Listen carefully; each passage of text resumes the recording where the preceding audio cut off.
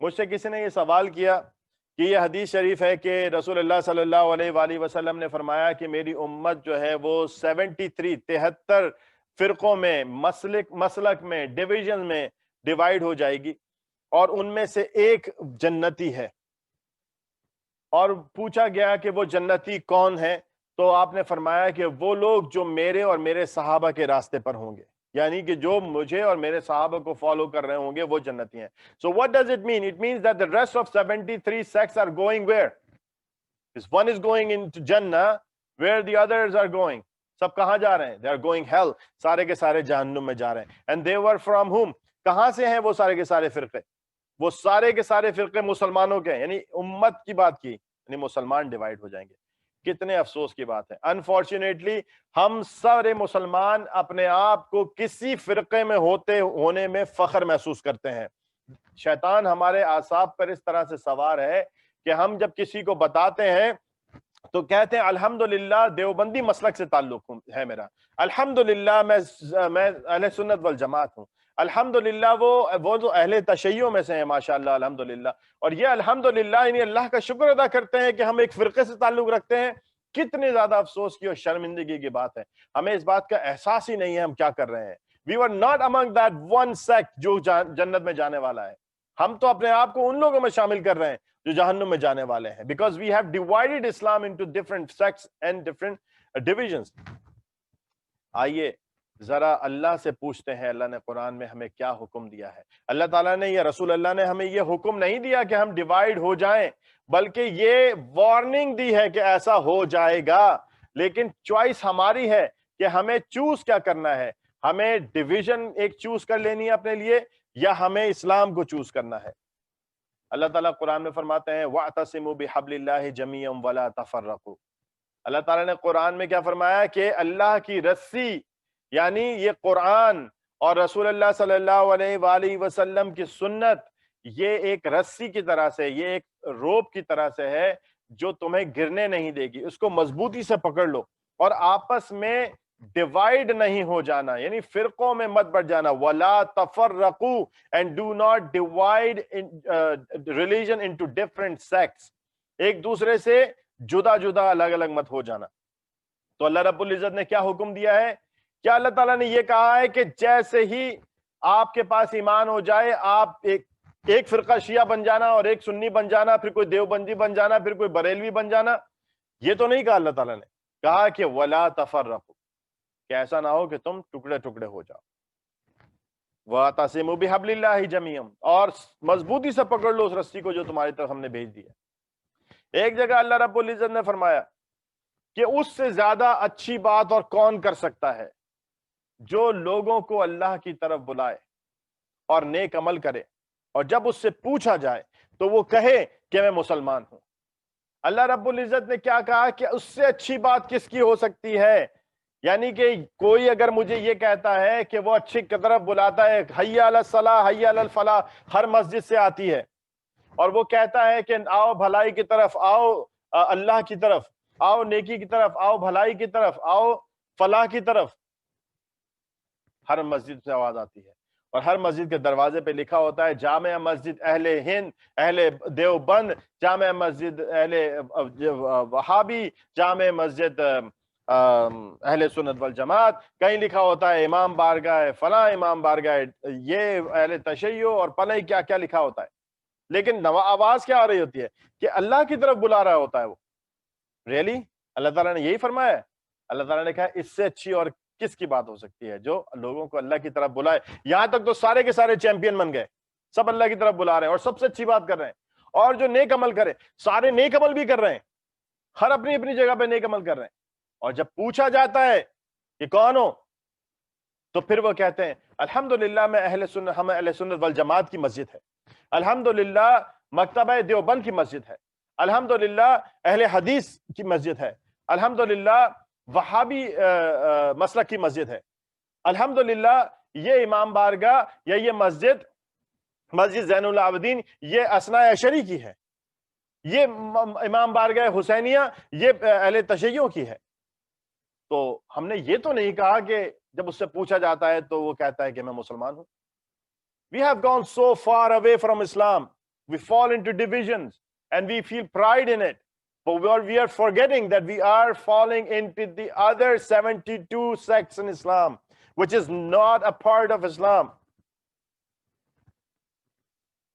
پھر اللہ رب العزت نے قرآن میں فرمایا کہ جب منافقین نے، اوکے یہ بات بہت زور سے سننے کی ہے، ہم سب کو سننا چاہیے، جب منافقین نے مسجد زرار بنائی مسلمانوں کو ڈیوائیڈ کرنے کے لیے، تو اللہ تعالیٰ نے قرآن میں حکم دیا کہ اس مسجد میں مت جانا جس کی بنیادیں مسلمانوں میں تفرقہ یعنی ڈویژن کی ڈالنے کے لیے یا مسلمانوں کو ایک دوسرے سے جدا کرنے کے لیے رکھی گئی ہو، بلکہ اس مسجد میں چلے جانا جس کی بنیاد پہلے دن سے ہی تقوی پر رکھی گئی ہو۔ آج ہم اور آپ ساری مسجدیں دیکھ لیتے ہیں کہ کتنی مسجدیں ہیں جو ہمیں ڈیوائیڈ کر رہی ہیں اور کتنی مسجدیں ہیں جو ہمیں صرف ایک مسلمان بنا رہی ہیں۔ The answer is right there in the Quran. What Allah wants from us. Allah is saying, do not enter in a mosque which is based on a sect. اور ہم تو مسجد بناتے ہی سیکٹ کے اوپر ہیں۔ پتہ ہے ایسا کیوں ہو رہا ہے؟ ایسا اس لیے ہو رہا ہے کہ اگر آپ احادیث پڑھیں تو اینڈ آف ٹائم کی جو احادیث ہیں اس میں رسول اللہ صلی اللہ علیہ وآلہ وسلم نے اس دور کی جس میں ہم گزر رہے ہیں، جس میں ہم رہتے ہیں، اس کا ذکر کرتے ہوئے فرمایا ہے کہ آخری دور کے جو علماء ہوں گے، علماء، یہاں تو علماء کے بارے میں بات کہتے ہوئے ٹانگیں کانپ جاتی ہیں، لیکن رسول اللہ صلی اللہ علیہ وآلہ وسلم کیا فرما رہے ہیں کہ آخری دور کے جو علماء ہوں گے وہ زمین کے اوپر سب سے زیادہ بدترین the worst creation بدترین مخلوق ہوں گے۔ Can you imagine that what رسول اللہ صلی اللہ علیہ وآلہ وسلم has said؟ کہ وہ زمین کے اوپر سب سے بدترین مخلوق ہوں گے، فتنہ، فساد، برائی، بگاڑ ان کے اندر سے پیدا ہوگا اور پھر انہی میں ختم ہو جائے گا۔ Just look at this کہ یہ جو علماء ہیں ہمارے آج کے، وہ ہمیں کیا کر رہے ہیں؟ وہ ہمیں مسلمان نہیں بناتے، وہ ہمیں کوئی فرقے کا، کوئی مسلک کا ساتھی بنا دیتے ہیں۔ پھر وہ مسجدیں بناتے ہیں پر وہ مسلک کی مسجدیں بناتے ہیں۔ پھر جب وہ ممبر پہ کھڑے ہوتے ہیں تو دوسرے مسلک کو برا کہہ رہے ہوتے ہیں۔ جب وہ مسلک پر کھڑے ہوتے ہیں تو کسی دوسرے ممبر پہ مسجد والے کو برا کہہ رہے ہوتے ہیں۔ جب ہم ایک مسلمان کو کافر کہہ رہے ہوتے ہیں اس وقت ہم بھول جاتے ہیں کہ اللہ رب العزت تو ہمیں صرف مسلمان دیکھنا چاہتے ہیں۔ منافقین کی ایک نشانی ہے۔ منافقین کی نشانی کیا ہے؟ منافقین کی نشانی یہ ہے کہ جب وہ مسلمانوں کے ساتھ ہوتے ہیں تو وہ کہتے ہیں ہم تو اللہ پر، رسول اللہ پر، قرآن پر ایمان لائے اور ہم آپ کے ساتھ ہیں، ہم مسلمان ہیں۔ اور پھر جب وہ اپنے ساتھیوں میں چلے جاتے ہیں تو وہ پھر کہتے ہیں ہم تو ان کے ساتھ مذاق کر رہے تھے، ہم تو ان کا ساتھ ٹائم پاس کر رہے تھے۔ یہ منافق کی نشانی ہے، قرآن میں موجود ہے، حدیث میں موجود ہے۔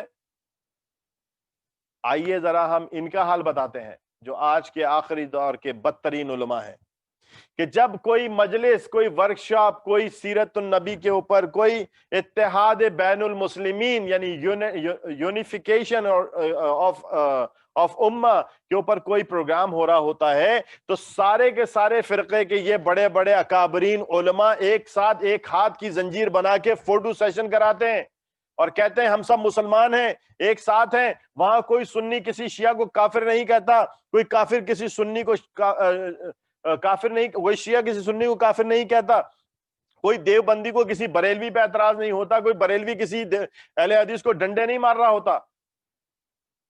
لیکن جیسے ہی یہ اپنی اپنی مسجدوں میں جاتے ہیں، اپنی اپنی محفلوں میں جاتے ہیں، وہاں شیعہ کافر ہو جاتا ہے، سنی کافر ہو جاتا ہے، بریلوی کافر ہو جاتا ہے، دیوبندی کافر ہو جاتا ہے۔ اس کو منافقت نہیں کہتے تو کیا کہتے ہیں؟ اور منافقین کا ہی کام تھا سب سے پہلے کہ انہوں نے مسلمانوں میں ڈویژن کے لیے مسجد بنائی جس کو مسجد زرار کہتے ہیں۔ آج ہمارے پاس کتنی مساجد بنا دی گئی ہیں اور ہم اس کا حصہ بن گئے ہیں۔ ہمیں شرم بھی نہیں آتی، ہمیں غیرت بھی نہیں آتی، ہمیں اللہ سے ڈر بھی نہیں لگتا، ہم قرآن بھی نہیں پڑھتے، ہم صرف ملا کی آواز پر لبیک کہتے ہیں۔ ہم نے کبھی کوشش ہی نہیں کی کہ ہم یہ دیکھیں کہ ہمارا اللہ کیا چاہتا ہے ہم سے، رسول اللہ کیا چاہتے ہیں ہم سے۔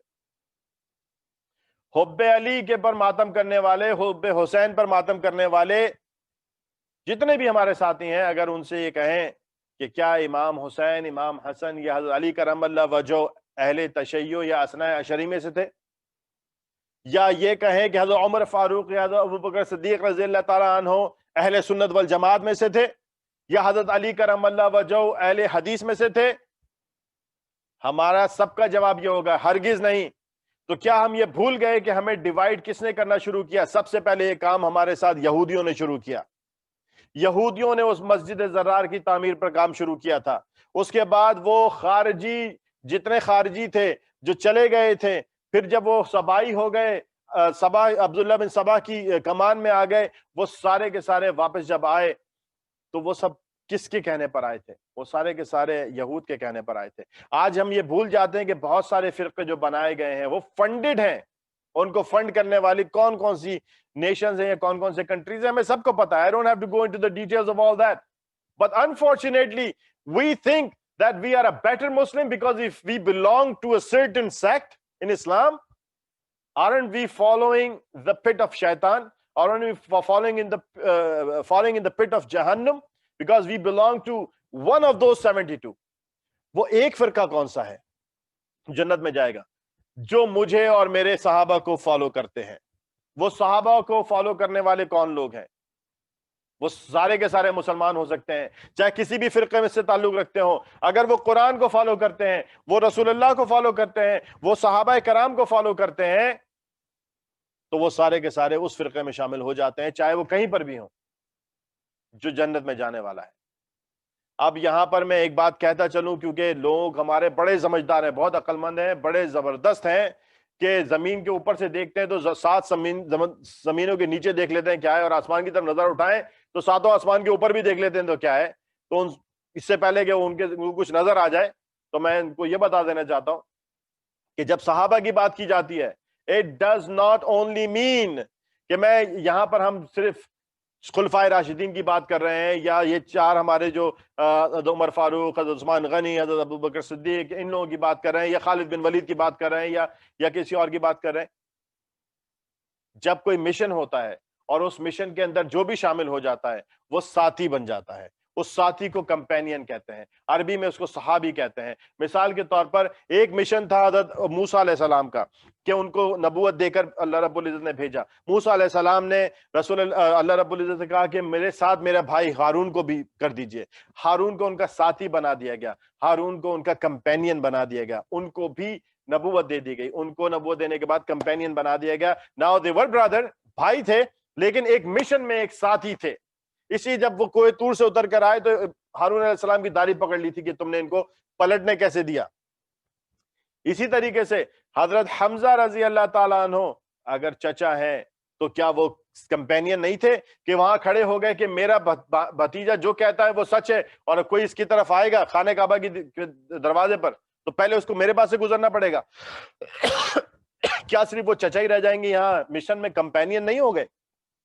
حضرت علی کرم اللہ وجہہ کہ آپ چلے جائیے حضرت ابو بکر صدیق رضی اللہ تعالیٰ عنہ کے ساتھ، اور میں آپ کے بستر پر سو جاتا ہوں، اگر آپ کو شہید کرنے آئیں گے تو وہ مجھے شہید کریں گے۔ کیا وہ مشن میں شامل ہو گئے تو کمپینین نہیں ہو گئے؟ تو کیا ہم اہل بیت کو کمپینین میں شامل نہیں کرتے؟ ان کو الگ کیوں کر لیتے ہیں؟ تو جو اہل بیت کو فالو کرتا ہے، جو صحابہ کرام ان کے علاوہ ہیں ان کو فالو کرتا ہے، جو رسول اللہ کو فالو کرتا ہے، جو قرآن کو اور سنت کو فالو کرتا ہے، وہی وہ فرقہ ہے جو جنت میں جانے والا ہے۔ اور جو فخر محسوس کرتا ہے کہ ہم فلاں ہیں اور فلاں ہیں اور فلاں ہیں، وہ اپنا ٹھکانہ خوب جانتے ہیں کہ وہ کہاں پر ہیں۔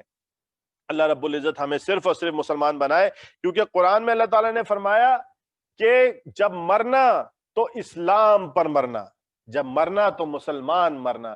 یہ نہیں فرمایا کہ جب مرنا تو دیوبندی مر جانا، بریلوی مر جانا، شیعہ مر جانا، سنی مر جانا، نہیں، مسلمان مر جانا۔ تو اس سے پہلے کہ ہم مر جائیں، اس سے پہلے کہ آج ہمیں موت آ جائے، اس سے پہلے کہ ہم کل مر جائیں، ہمیں ابھی اپنے آپ کو صرف اور صرف مسلمان کر لینا چاہیے، صرف اور صرف مسلمان ہونے پہ فخر محسوس کرنا چاہیے، اپنے آپ کو فالوور بنانا چاہیے صرف اور صرف رسول اللہ کا اور ان کے صحابہ کرام کا، تاکہ ہم فلاح پا جائیں۔ ورنہ شیطان نے تو امتوں کو تہس نہس کر دیا اور بگاڑ دیا۔ اللہ تعالیٰ ہم سب پر رحم فرمائے، آمین، اللہم ربنا آمین۔